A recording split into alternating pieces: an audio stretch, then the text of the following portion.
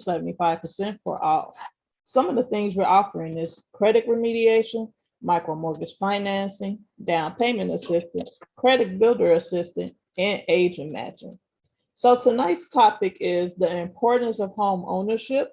But before we get into that, we have our sister company that is here with us, and we have the president, Mr. Tony, here, who's going to explain to you guys how important it is to build your credit up. So without further ado, Mr. Tony. Thanks, Sade, and thanks everyone for letting me participate in Wealthy Wednesday. Excited to be here with you all. And if you have any questions, feel free to put those in the chat, and I'll answer those as well. But yes, so why is it so important to focus in on credit? Because it affects everything we do. You know, it's so funny because everyone is talking about the health crisis that we've been dealing with over the last several years, but very few are talking about the financial crisis that we're getting ready to go into. And it's so interesting because so oftentimes when you hear about the financial crisis, everyone wants to talk about our national debt, right? I bet you if I polled this audience, almost 9 out of 10 would probably get our national debt correct, which is approximately $31 trillion. But if I ask the same group to tell me what the US consumer debt is, I'm wondering if 1 in 10 would get it correct, because we just don't share it. It's not nationally shared, and it's just not being addressed. There is no plan to address our US consumer debt. And oh, by the way, it is $15.6 trillion. So just over half of what our national debt is, we have in US consumer debt. Not only that, we're getting ready to surpass $16 trillion in debt. So it's out of control. People are on a runaway train, struggling with their own personal consumer issues or their own financial issues. And there really is no plans in place. Outside of student loan debt, people are not talking about the areas that are affecting them the most. Student loan debt is out of control. Our US graduates are finding themselves tens of thousands, in some cases $100,000 in debt. Anyone out there dealing with debt right now in student loan debt? If so, feel free to put it in the chat. But in the end, I think we can all agree that student loan debt is affecting tens of millions. In addition to that, just the simple things. You know, so oftentimes we don't look at our credit rating. We don't look at it until we go in and need it to look at it to establish credit or to purchase something. How many of us have gone in to purchase a couch, and we get ready to find out what we're going to pay for that couch because additional interest will be accrued or added based on our credit report? How many of us have gone in for a simple thing as just buying a mattress? Recently went to go buy a mattress. They offered 0% interest, and then they immediately wanted to pull our credit. And in the end, it affected the overall price of that mattress. So just the little things. So oftentimes we think about, the big things in life, right? We all want to purchase a home. We all want to have home ownership. And that's an incredible goal that we should all have. But in the end, it affects everything. When we go into a car loan dealership looking to purchase a car, it affects how much we pay back on that vehicle. And unfortunately, unless we have great credit, you can pay thousands, if not tens of thousands, over the sticker price of that car, over that car loan purchase time frame. So unfortunately, it's affecting millions. I believe we have over 70 million that are currently dealing with defaults and dealing with issues with creditors right now in the U.S. And it's only getting larger. I don't know if you guys know this, but I just read recently that there are more payday loans than McDonald's in the U.S. Why is this important? Well, payday loans are a predatory loan that are actually creating a huge issue for us, and sometimes those APRs can go over 300%. So debt is an issue, and consumer debt is a significant issue, and unfortunately, it's just not being talked about. Medical debt has really skyrocketed over the last several years. No one's talking about that, and I'm not talking about those of us that are uninsured or underinsured. I'm saying people that are insured with medical insurance are leaving the emergency room, finding themselves thousands of dollars in debt. And in the end, there's no solutions being offered. So credit is something that we all need to focus in on. Unfortunately, the vast majority of us, right, we put our head down and we just continue to grind out our livings and focus in on our family. And unfortunately, it has a tremendous impact on our overall financial health. And as I said, so many people want to talk about the health crisis that we've been dealing with, but I'm here to tell you a financial crisis is coming.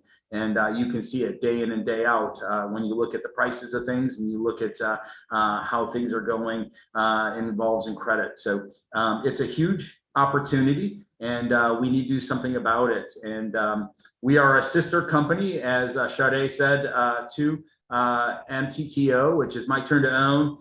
What we do is we help by providing financial education. We provide tools and support for individuals that are struggling. So whether it's a credit issue, it could be a student loan debt, it could be medical debt, you could be struggling with situations, it could be garnished wages or a potential lawsuit from a creditor. In the end, any consumer debt that you may be facing, we can provide you access to legal assistance, consumer protection attorneys that are trained and experienced in this area to help and guide you and assist you with those credit situations. We also provide you extensive access to tools that can help with your overall financial picture. So that's what we provide on a day in, day out basis. And I'm here to tell you that we truly believe, as our mission states, that we are going to help get the U.S. out of debt. So that's our mission, is to free the U.S. of all debt. And when I say debt, I'm talking about the 15.6 trillion that consumers are dealing with right now that just doesn't get talked about enough. So what I'd like to do is see if anyone has any questions. If you want to raise your hand or put in the chat any questions that you have for myself, our services, or the company that we have. See if there's any questions.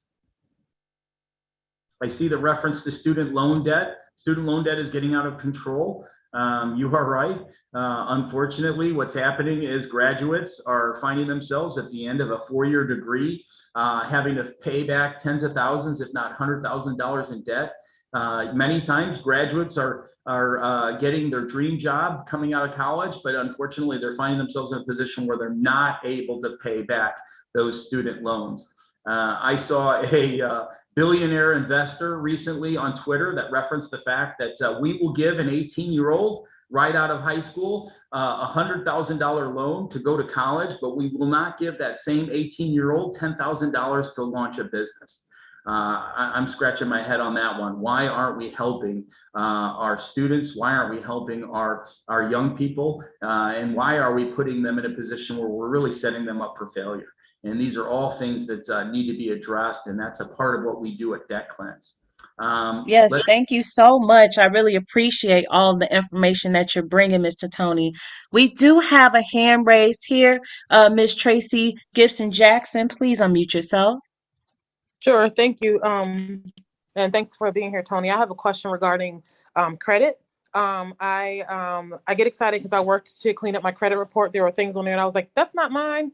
What is that? So it is possible. But my question is, I have 2 things on my credit report that they won't budge on. And literally I made 2 late payments. Unfortunately, it was student loans. So I've requested, hey, Goodwill, all these things, and they just refuse to budge on those 2 things. It's been over 3 years that I've been asking. So what do you suggest, or should I just leave it alone? I mean, my credit score is pretty good, so it's not hindering it, but I just wanted to get it off of there because it keeps showing up as a blemish. So do you have any advice? Yeah, so you should not leave negative marks on your credit report. So in other words, you shouldn't just let it go. Unfortunately, it does have an impact, and it can have a significant impact on your overall credit rating. There are, within our tools, there are breakdowns which will show how much of an impact that is actually having on your credit. And obviously any impact on your credit means an impact on the potential amount that you'll pay for, again, simple services to potentially purchasing a home. So it affects so much of what you do. So I would say any negative mark you want to address. Obviously, our legal team can provide legal advice in regards to how best to address those negative marks. You also referenced having negative marks that were not your own. Inaccuracies on credit reports happen a lot. Unfortunately, many times it can be other individuals that have similar names.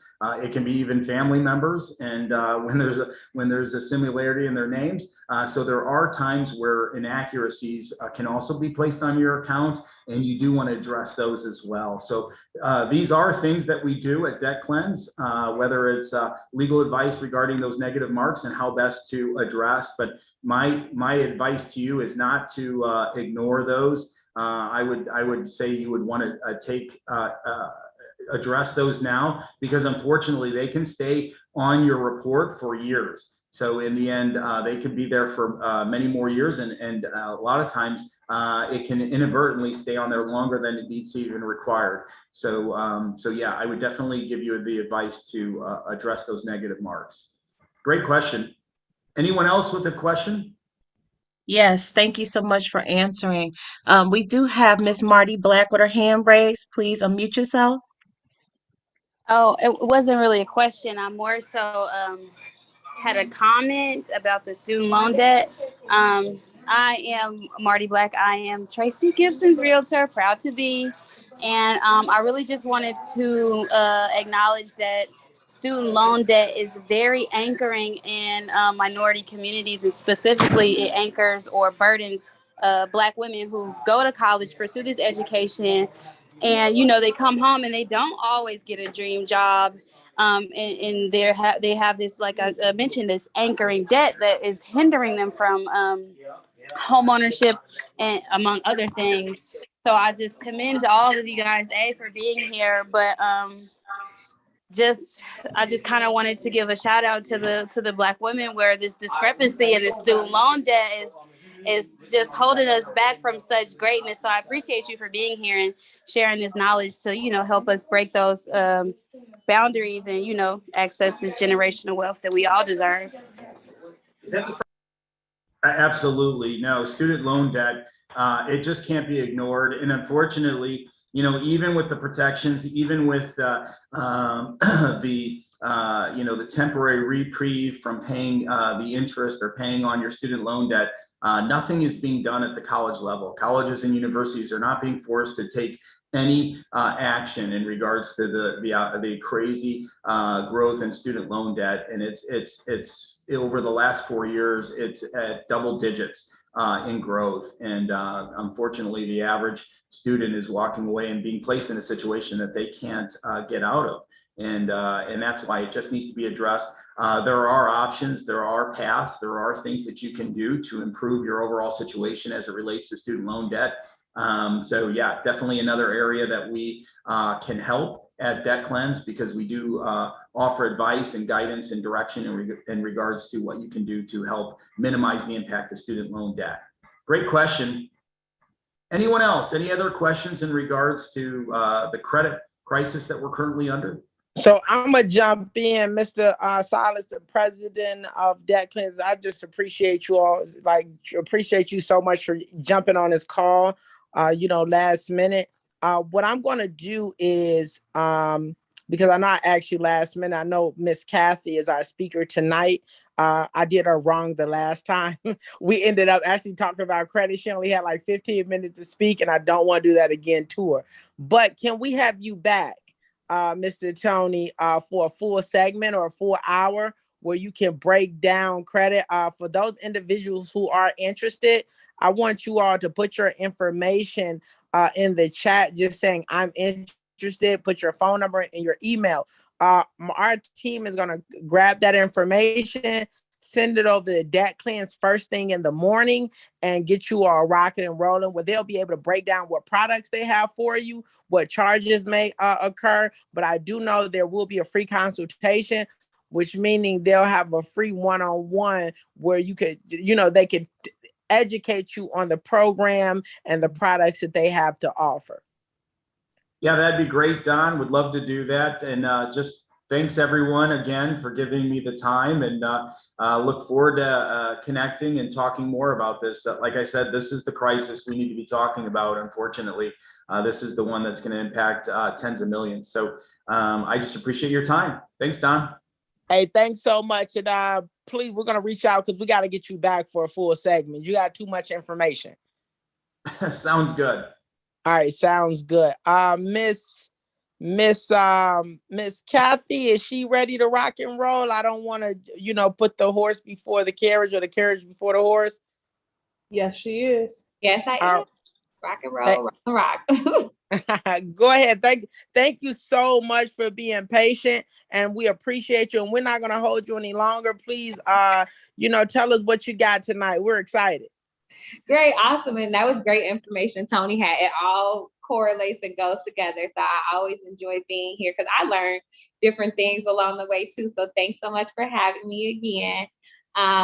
My name is Navi Cathey. I'm from Chicago, Illinois. I'm born and raised here. And today we're going to talk about the importance of home ownership. So I am going to share my screen, and I just want to make sure you guys can see it.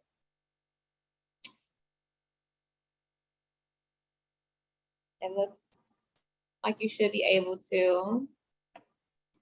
And then we're going to get started. So just first, a little bit about me. I come with 10 years of customer service experience. I've worked in retail for quite a bit. And the last 8 years of my life has been in human resources, along with doing real estate on the side. So I really specialize in home buyer education. I am very, very dedicated in making sure that people not only understand the importance of home ownership, which we'll go through today, but specifically why it's very, very important for our minorities. And I'm really focused on uplifting people, educating them, and building the communities that are ours so that we can stay in there and have ownership for those properties as we see the different communities around us continuously get built up. We shouldn't be getting pushed out. So that's my biggest focus as an agent, is educating people and teaching them about the importance of, owning some property, owning some land.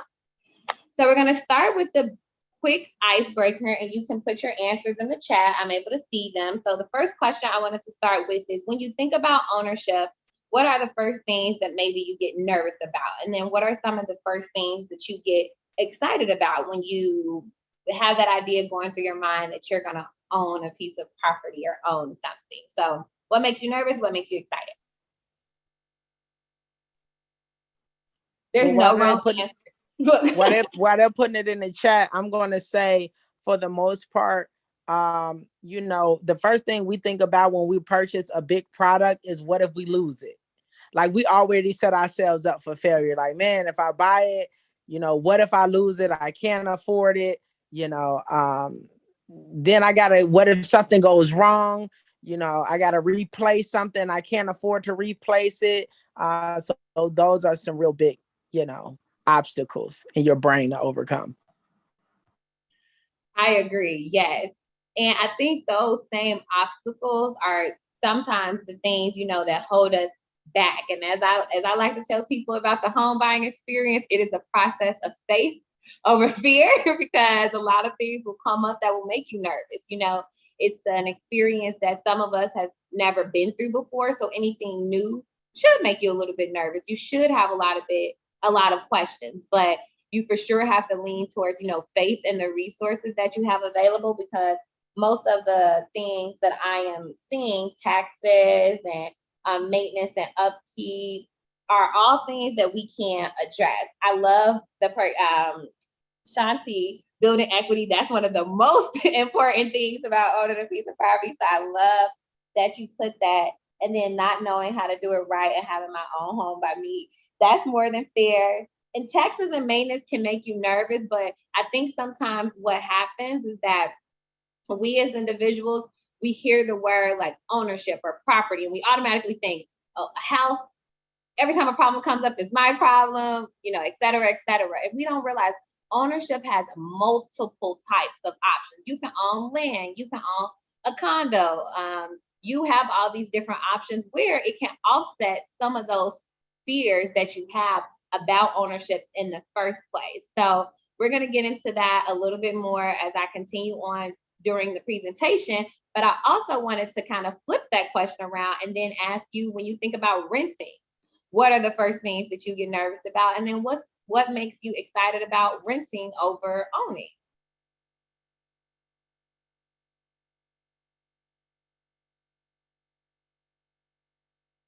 Because all the same things that you have to pay for as far as upkeep, taxes on a property, you do pay for that. You just give that money to someone else. So talk to me a little bit about, why would you value renting, or why do you, if you have a preference, prefer renting, or the safety net of renting over owning? I get it, the stress that it's not yours, that's more than fair. I'm with you, Tracy. Nothing excites me about renting at all. I do not like it, not one bit. Every time I pay somebody money out of my pocket, I'm not getting anything from it. I'm a person of instant gratification. I like to know I am putting my money towards something good. Anybody else? No, we don't want to talk about that question. That's fine. We can move on. So I wanted to just throw some facts out there for you. Black Americans carry the highest debt to income ratio. In addition to that, Hispanic Americans traditionally have the lowest credit scores.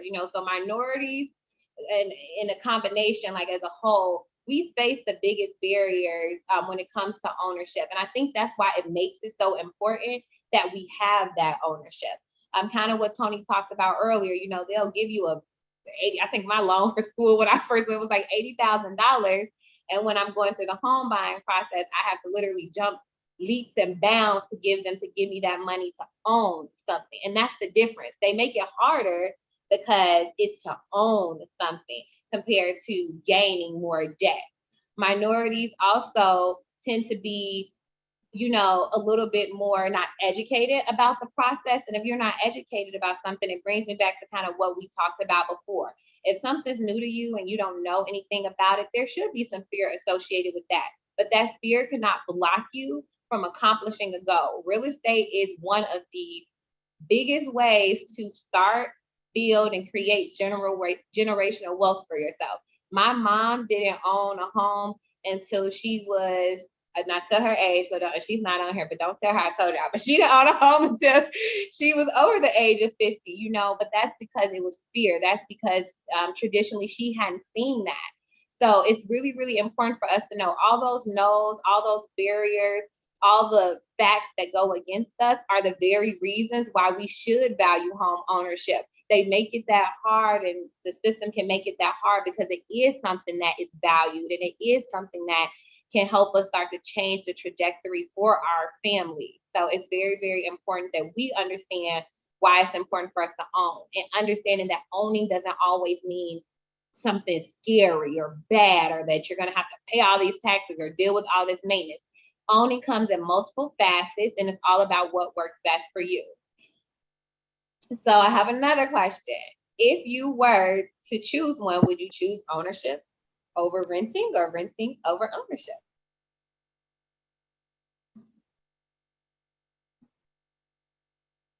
And don't get quiet now, because this is the question of the day. We need to know.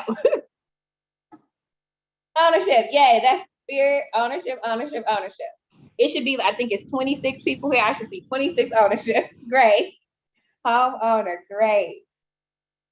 And that's what I like. That's what I like to hear. And that's what we need to not only talk about in settings like this, but with our family, with our friends. When we have an opportunity to let people know about, kind of what we have going on, it shouldn't be a secret, about ownership. It shouldn't be a secret about how you fix your credit. It shouldn't be a secret about down payment assistance and why it's important to invest. All of those things are conversations that, just like we kind of gossip and talk about other topics that entertain us, ownership and understanding the importance of not renting and giving money to somebody else is just as important as any other day-to-day topic that we talk about. And it's often something that we don't really talk about in groups and families and friends because it's not something that we are used to talking about.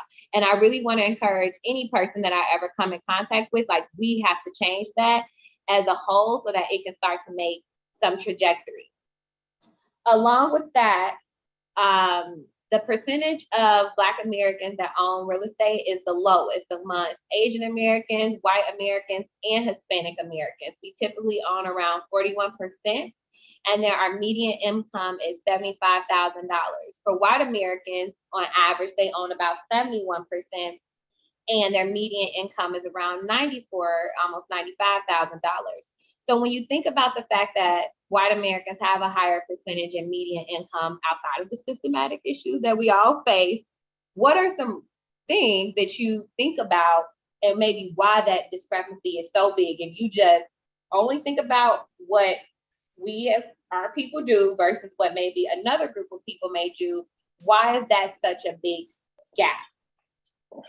And there's no wrong answer, so you can raise your hand. I would love to have some dialogue around this because I think it's really important to, realize, yes, we know there's a discrepancy. We know that there are systematic issues. We know that there are barriers that we face that nobody else will, but we do have control over some of that. So I'd love to just hear a little bit about, how can we kind of take control over bridging that gap?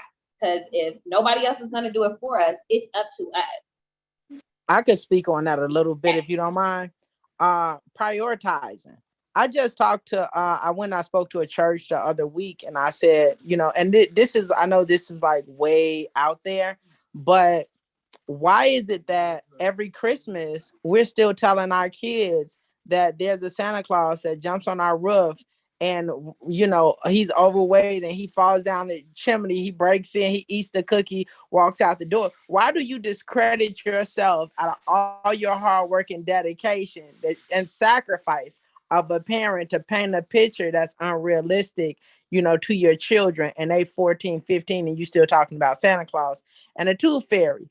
The premise of what I'm trying to say is, if we start educating our children of the importance of credit, being a first-time home buyer, how to save your money, things that's realistic at a young age, we'll go so much further. Instead of just sticking to tradition on a day-to-day basis. And then another thing is, are we really ready to sacrifice the things that's needed to go to another level in life? Or are we still standing in line for the newest Jordans? Are we still standing in line for the newest iPhones? Our priorities are so out of whack. Are we even every night before we go to bed YouTubing how to build personal credit for 5 to 10 minutes? Like, we have 1,800 people in our pipeline and 26 people is on our Wealthy Wednesday call. That's a problem. Something just as small as that. I agree. Yes. And that's exactly what, yes, we do need to budget more. And I like that someone said open kids to savings account. Even like right now I have a 6-year-old, and when people, like, we were at the beach the other day and somebody randomly just gave him $5. And I'm like, you have to go home and save that. And I really emphasize that to him because no one ever told me what the word save meant at 6. And it may seem far-fetched to be telling a 6-year-old to save your money, but he doesn't have anything to spend that money on right now. So why should he be spending it? Like, we have almost been conditioned, I think, in a way that if we get some, some money or some dollars, like, it has to be spent. And yes, money is meant to be spent. Money is also meant to invest. Your money should always make you money. That's the mindset that, like, we need to have. So despite systematic racism, despite all the barriers that we fight as like Black, brown, and minority people, we are in control. And I love that Don said that, like, we have to start to bridge those gaps for our own. No one's going to do it for us. So it's important that in every room, in every setting, every Juneteenth, every celebration that we have to come together, instead of focusing on, spending a lot of money on showing people we have a lot of money, we need to spend a lot of money on creating wealth for our families. And that only can start with us. If Christmas comes around, to be honest, I don't celebrate Christmas, but when Christmas comes around, I tell people, if you want to do something for my son, like, There's some clothes you can get him, but outside of that, I want to teach him about saving money. You can give him, like my mom, for example, she opened him up a savings account. Like those are the things that I'm asking my family to do for my child, because I don't want him to go through the same challenges that I faced, or my mom faced, or my grandma faced. And it can only start with changing your mindset and making a difference in your day-to-day action. So I'm going to also get into that a little bit more. And yes, I love that, teaching financial literacy. I don't know if you guys know this, but like in different schools, like there's a school that's kind of in near Zion, I think, Illinois, it's called Mature. Like schools in more affluent neighborhoods, financial literacy, financial education, taxes are classes that they take during school. 8th grade, 9th grade, 10th grade, 11th grade, they're learning about wealth management. Did any of y'all learn that while you were? I know I didn't, but maybe somebody else had. You said you did? I think Don might be the only one. He's the genius. So it may be just Don. You got lucky, Don, because my school didn't teach that. If anything, I feel like my school taught me how to spend more money. It was always, spend 50 cents to dress out a uniform. Why should we be paying a dress? No, wear your uniform to school and be happy about wearing your uniform to school. So again, we have been always kind of taught to spend money versus the opposite on how to manage, invest, and build money. So moving on. Again, ownership, sometimes when people hear that big word, they think about, like, oh my gosh, I'm going to put all this money into something else, and it really makes them nervous. But again, ownership varies in what it looks like. You can, be paying to own a condo. You could be paying to own a lot. You could be paying to own vacant land near you. I told this story in the last meeting, but I want to tell it again, just in case there are new people here. But I worked for a brokerage, and my broker had a client, and this story just resonated with me so much and stuck with me, because I don't want to make it seem like it's easy, but sometimes it is this easy. They had a client. He bought a piece of land. The land, he paid, I think, like $1,000 for it. It may have been $1,300 total, maybe at closing. He paid that much for it. He bought that piece of land because he had lived in the area for a while. He noticed that people have been walking around the neighborhood, and, telling people, oh, you can sell your house, we'll give you this much for it, et cetera, et cetera. He decided to buy this piece of land outside of the home that he owned, just to have another piece of like land on that street. Once he did that, a couple of years went by, new development started. They started to build a mid-rise near his home. Once they built that mid-rise, they started to realize they wanted parking. So the space adjacent to it, which happened to be his, they started to kind of impeach upon it and go into his space to build these parking spots for this mid-rise. Of course, he saw it happening. He went to the city. The city told him, like somebody owns that. And he made them pay him. He estimated based on what they were doing, how much they would charge people per spot, per parking lot, and how obviously they didn't give him this information, but he was able to sell that piece of land that he bought for $1,000 and was actually able to sell it for somewhere near like $30,000 after only spending $1,000 on that piece of land. Obviously, that's like the most amazing situation ever, and it doesn't happen a lot because it's not that much land available, but it just shows you the importance of ownership. Something that all he had to do was pay taxes on for the years that it was vacant, ended up getting him the equity that he deserved out of that, and he never had to do anything with it besides pay taxes and keep the grass mowed and keep the sidewalk clean when it snowed. So that's what it means to invest. That's what it means to make your money make money for you. Every time you pay rent, that's making money for someone. Every single time you pay a mortgage, though, that's making money for yourself. Someone was going to say something or had a question? No? Okay, cool.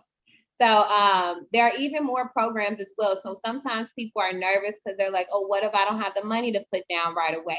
There are down payment assistance programs. My Turn to Own actually has one. So we have to really realize that the resources are there. It's just up to us to not only take advantage of them, but also spread them to your family members, spread them to your friends, because then when libraries come and when different developments come in the city, they have to pay you to get you to move. They can't just force you to move. They're going to have to put their money where their mouth is in order to get you to leave this space. If you're only renting it, they can just make you leave and kick you out. And now you're stuck in a bind trying to find a place to live after spending months and months of rent for a place that you don't have any equity, any ownership into, and they can displace you at any point.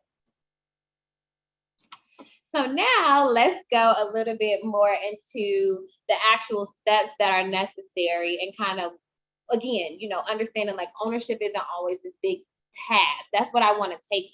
What I want people to take away from this. Don't look at it as something like a to-do. Don't look at it as a burden. Don't look at it as a barrier and all the things that could go wrong. Think about all the things that can go right for you. And every person's different.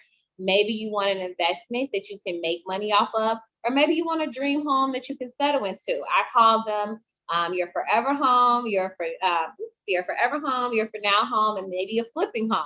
But it's all dependent upon what you are most interested in, but understanding the key is to invest in something, because if you invest in something, that's what's going to help you long term start to create that wealth and that system of having your money make money for you. So this is a little bit about the home buying process, kind of in the most simplest terms, and hopefully to relieve any anxiety that people have about it or any doubts that they have about it.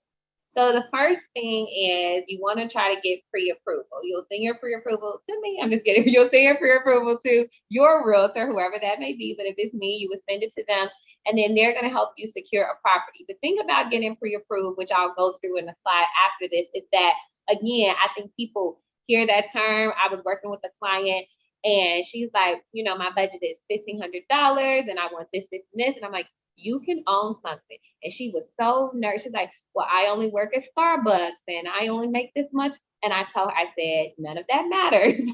If you can afford $1,500 for rent, I'm telling you that you can afford a mortgage. And I think that self-doubt probably comes because we know that people are kind of against us. So we subconsciously doubt ourselves. And I know that I'm here, and I'm sure there's a group of other people here that are here to tell you, don't let any of those doubts cast upon you, because there is a way to overcome them all. And right now she's almost done with her pre-approval, and we're going to be able to start looking for her some properties, and she's going to be owning something instead of spending that $1,500 just to rent. So never doubt where you are, no matter, you know, what your job is, what your situation is. There's always a way to get you to the point to be able to get pre-approved and be able to have some type of ownership. Once you get the pre-approval, that's what you send to your realtor to help secure your property. Once they help you secure that property, you'll go do some showings and all that great stuff. You want to make sure that you have your earnest money ready. So the earnest money is somewhat what shows that you're going to be committed to moving forward with this. It's usually about 1% of the purchase price of the property. And then the deposit is what you're going to use to like secure your funding, secure that property, and move forward. And that deposit is usually sometimes around 3.5% of the purchase price, but all these numbers vary, and your loan officer and realtor will be able to assist you with that. You're going to work with an attorney and have them review that contract that you get signed off once you find a home. And then once the contract is reviewed, finalized, and accepted, you'll submit that earnest money. That final contract will be sent to all parties, and then you're in escrow. All you're waiting for is that closing day to get the keys to your new place, or maybe just acquire some land. But it's not that difficult. I was able to put this in 1, 2, 3, 4, 5, 6, 7 bullet points. And that's how I want people to look at it. Just look at it as like a checklist of things to do, but it's totally obtainable. Once you get your pre-approval, you will need some documents. Usually those documents that they'll need are like either tax records, pay stubs. If you're self-employed, that process can look a little bit different. And I don't want to get too much off topic, but a lot of times I know some people who are self-employed are nervous because they're like, oh, I don't have the documentation of, you know, I can't do this. Again, you can do it. It's just going to take a little bit of work. There are tax loans that they can give you based on your tax returns. There are even bank statement loans that loan officers can work with you with, using your bank statements from your business. So never think that you can't get pre-approved. That's the important part to know. You just may need to be educated about what you need to get pre-approved, but there are ways to do that. And I love that Shanti and Deborah both mentioned great things. There are grants available to help you with the down payment. And there's also things that you get for being a first-time home buyer as well, if you haven't already purchased a home or went through a loan process. Some of the things you need to know to get pre-approved are your credit. So really monitoring your debt to income ratio, savings, like I mentioned before, at least try to have about 3.5% of your purchase price available. And again, reminding everyone, there are programs out there that will give you that money. My mom, who bought her house, she came with $2,000 to the table, and the home buyer assistance program that she went through actually gave her $5,000, and she was able to have that at closing to put down for her home. So there are tons of resources out there to make this not as scary as I know a lot of people think, because sometimes when we say 5,000 and this and this and this, it seems like a big number. But if you were to say, like, let's just say $18 a day, I can just about tell you I spend $18 a day sometimes. But if I was able to save $18 a day, that's like $540 a month. That's almost $6,000 a year. If you even save $10 a day, that's $300 a month. That's $3,600 a year. That is enough to get a house. So when you think about your day-to-day routine and what you spend $10 on, or what you spend $18 on, or what you even maybe spend $5 on, that's up to us. That's nothing that is systematic. That's nothing that is put against us. That's something that we have control over. Am I going to go to Starbucks? Am I going to make my coffee at home? Am I going to buy a lunch?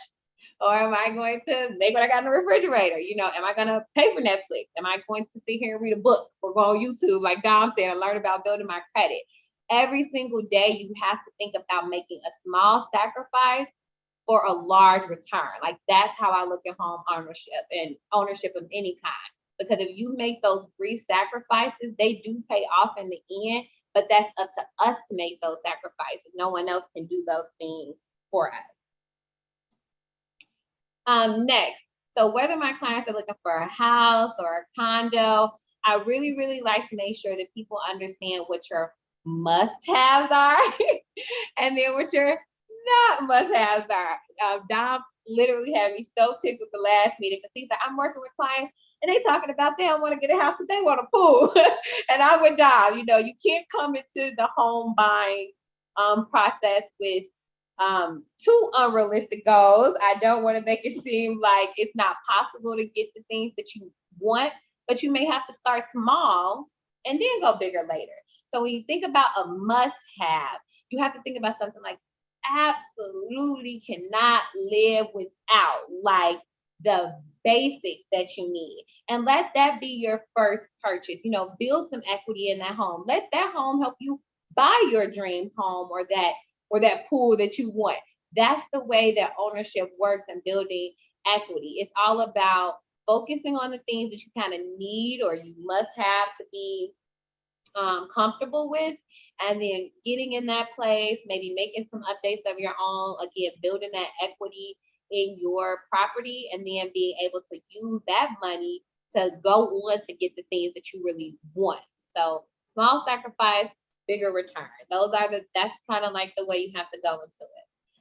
Once you find that place that has your needs that you have to have, you want to make sure that you're making a smart offer. And be confident in your offer, you know, lean towards your agent and let them help you negotiate because they're always going to have your best interest at heart. And then be ready with that earnest money. So your earnest money must be deposited into your account and cannot be cash if you are using a lender, which sometimes a lot of us, I know my grandma, she's so funny. She used to hide money in she had an encyclopedia collection and she had so much money in that encyclopedia collection that, you know, when she went to first purchase her house, she had a little bit of a time going through the process because the money needs to be in an account. They need to make sure you're not, you know, El Chapo doing any money laundering. So they want to see the money in your account. They want to see it there for a period of time. It can be a gift as well too, but it needs to sit there. And they want to see it sitting there because one, they want to make sure you're not touching it. And two, they need to make sure that, you know, it's yours. So make sure that that money is in your account, not just in an encyclopedia, or as some people call it, mattress money. It needs to be money that can be accounted for and shows that it has a resource that it came from. And then how can we find more options for closing and down payment costs? I know that My Turn to Own has a program, Urban League has a program, and I'll be sure to have Dom or Sade or someone share some of those resources. There are lots of programs that help you with down payment and closing assistance. So don't think that there aren't. Sometimes you have to take a class, like I know with Urban League, you take like a 2-part class and then they assign you with someone to help you. And I think the program here is quite similar. But that's a great question. And then the next step after you make that offer and it's accepted, you will have to go through inspections. And sometimes this is the scary part for people because they're like, what's going to come up in the inspection? Hopefully nothing that wasn't already disclosed that we didn't know about, but sometimes it does happen. And again, that's okay. That's why you have a realtor. Your realtor is the person who's going to help you say, well, oh, we found some, mold or flooding in the basement, and we realize you may have to do some plumbing work. We're going to ask them, for a credit, or we're going to ask them to, maybe fix it before you move in. Everything's negotiable. There's never a step that can't be really worked through unless, the parties just aren't willing to budge. And if they aren't, that's okay. That means that's not the place for you and there's something better. And we always have to kind of keep that optimistic viewpoint when we're going through this process. Some of the contingencies that you may hear, and this is just to help you understand, like it's a legal binding contract and someone's giving you a nice amount of money to own a home. There's going to be certain things that come up that your lender wants to keep them protected and you protected, and that's all fine. And it's all to help us have a good closing and nothing comes up at the end that you're nervous or scared about. So some contingency may be finance, and maybe you have to sell your house before you can buy a house. The inspection process, which is totally fine. Appraisals. Sometimes there are people that may already, let's say it's a multi-unit building, you may have tenants in there. You may need to do a lease back or a kick-out clause. But those are, again, things your attorney and your realtor can help you with. These are just to let you know some things that you can run into and may expect. You'll also want to make sure that you're doing some walkthroughs and home inspections if necessary. Again, all these things aren't required, but there are things that could come up during the process. So it's just to make you more aware and educated about it. And Marty, your people love you. Get you a good realtor like Marty. And then once you go through all those steps, welcome home. Home is where love resides, memories are created, friends always belong, and laughter never ends. And once you own something compared to paying rent for someone else, it's a totally different feeling of freedom and a totally different feeling of just knowing like you accomplished that, no matter what barriers were set before you. No matter what statistics say about ownership and minorities, you overcame that, and now you're in this space and able to make a difference for you and your family. And when you get your home or land or property or condo, it's important to understand you spend money to invest in this, treat it good, make some updates to it so that maybe you can sell it later at a better time and get something for it. And just be thankful and blessed, that you can do something that a lot of people are either one scared to do, or they don't have the resources or education to be able to do it. And that's it, you guys. We made it through the whole presentation this time. So that's my information. That's my Instagram at the bottom. It's Chicago Faith _real estate. And I give these tips on my social media pages as well. And I just want to thank My Turn to Own along with you guys for joining me on this Wednesday night. And I'm happy to answer any questions that anybody may have as well too. Wow, thank you so much, Miss Kathy. You always do an amazing job. Just so much great information that you just gave us, that you always give us. So we first want to say thank you for doing an amazing job. So we do have a question for you. So one question that we have is, what are some do's and don'ts when it comes to home ownership? I will start with some don'ts. don't let your place just fall apart. That was what my grandma kind of did. She, she had this beautiful home, and having a home or owning a piece of property, it is a responsibility. I don't want to negate that. I know I keep making it seem like it's so easy, but yes, it's a responsibility. Having a car is a responsibility, but just like a car, you have to keep up the maintenance, the upkeep of your property so that it can build equity. You won't build equity on something if it's run down, like you have to be able to keep it up to par. So I would say that's one of the biggest don't let it just fall apart. Do keep it up to par. When you have the extra income, always try to find different things you can do around your space to make it more valuable if you were to think to sell. And then in addition to that, I would say, now this is a little different. It's gonna get in a touchy subject, but I try to encourage our people to think like this, because a lot of people do. If you own a property and you have children within reason, try not to make them move until they can try to get something to own, because with the more time that we stick together, like what I also realized when I was doing some research was that Hispanic families even have a higher income than us. And I know that sounds crazy, but they have a higher household median income because their kids live with them. A lot of times, white Americans, their kids live with them. Sometimes we're so quick to jump off at 18 or tell them, hey, you need to go get a job and go live on your own. That's working backwards for us. Don't, if you can, like even right now, like my little cousin is my roommate because I will not let him rent. I absolutely am pressed upon him owning something first. I will not let him move out from with me. He was going to, but I told him, no, I want to make sure that the first thing you ever spend some money on to live in is something that you can call your own, not something that somebody can make you move from, not something that somebody can, kick you out of or raise the price all of a sudden for no reason. It needs to be something that you're investing in for you and our family. And he's on the right track. And a lot of times what people don't know is that if you're a public servant, that's a nurse, police officer, even EMTs, any public servant, you get additional down payment assistance and grants and help because you serve the public. So it's just too many resources out there for us to be pushing people to rent, especially our family, if they don't have to. I can't judge anybody's family situation. So if your child got to go at 18, they just have to go. But if you really want to talk about a do when it comes to ownership, make that a place for your family to grow and build so that collectively you guys can continue to create that wealth in your family. Because if the first purchase your child makes is something that they can own, that will only help you guys in the long term. So I would say those are just a few do's and don'ts that immediately come to the top of my mind, because they're the things that I see people kind of do differently that kind of hurt us sometimes. That was some great advice. Thank you so much for that.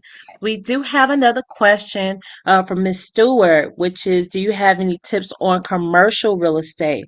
Do you have some do's and don'ts for commercial?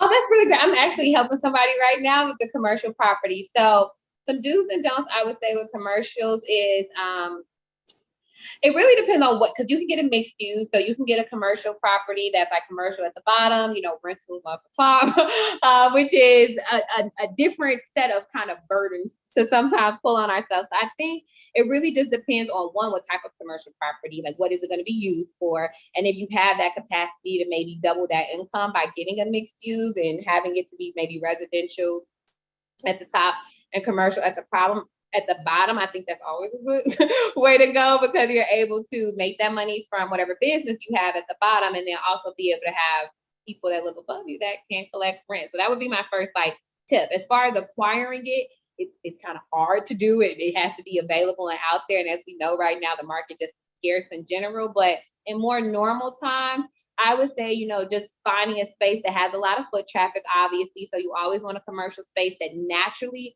gets foot traffic. Corner is always a great place to be, because at the corner, people are usually at stoplights or stop signs. So they're looking right over at your business. So just knowing where your business should be, trying to get some prime real estate that naturally gets that traffic. Also being in a neighborhood that you just kind of know about, because you'll feel comfortable walking around telling people, come visit my store, it's right here. And then of course, if you can own it instead of renting it. That's always going to be the preference, because usually the mortgage will be a little bit less than what you're going to pay for the rent of a commercial property. So those are some things that I would initially say. Try to see if you can get a place where you can get that mixed use, and then also make sure you're in a place that a lot of times people charge a lot for commercial spaces, and you may be inside of a deserted area, and they'll still be charging you a lot of money as if you're getting foot traffic. So just work with a realtor, first of all, to help you best locate a space that works for your business. Because depending on what your business is, will heavily depend on where you should be looking for commercial spaces. You don't want to open up a daycare on a block with 3 daycares, stuff like that. But what you may want to do, if you sell scrubs and accessories for healthcare professionals, you may want to be inside of a parking lot with Oak Street Health and different things like that. So it's all about working with a realtor, because they'll look at those types of things for you, and then just trying to make sure that you're investing your money in the smartest way possible when you acquire that commercial space. Yes, wow. Thank you so much. Again, just so much beautiful information, so much useful information. Always a great time when you're here with us. Thank you so much, Miss Cathey. And also, please put your information in the chat box, because I'm sure that people want to reach out to you, to go ahead and see how they can work with you to get that home that they really want and desire. So again, thank you so much for your time, Miss Cathey. We really appreciate you being on. I appreciate you guys. And yes, I just want to let everyone know, whether it's me or anybody, I don't care who it is that you work with somebody and make sure that you guys are telling your friends, telling your family. Like, when we gather amongst each other, it needs to be about changing what we're doing right now, because nobody else is going to do it for us. So I just want to make sure you guys leave here feeling empowered, and just knowing that there are resources out there. There are people that look like you that want to help you, and don't be afraid to ask for that help and partner together, because we are responsible for changing our communities and making better futures for our families. So that's what I'll leave with. Yes, thank you so much for all of that. We appreciate you. I'm sure you'll be back again. So we're going to miss you while you're gone, but definitely until next time. But one more announcement just for everyone who's on here. We have an amazing event coming up with one of our partners, Miss Nicole Wheatley. And she has the 10th annual Remarkable Shop, Sip, and Support Small Business event that is coming up this weekend on Saturday. So come out with us. My Turn to Own will be there. And if you look in the chat, we do have the registration there as well. So go ahead and check that out and come on out to an amazing event where we get to support some small businesses and come and support each other and learn about these businesses here in our neighborhood. So thank you all for being here. We really appreciate you being here for another Wealthy Wednesday. And of course, reach out to My Turn to Own on our website, which is myturnToOwn.org. Or you can give us a call at 877-434-4445, and we'll be more than happy to help you with all of these resources. Thank you again for being here, and you guys have a great night. Thank you guys so much. Thanks, Sade. Thanks, guys. Thank you. This was awesome. Have a good night, everybody.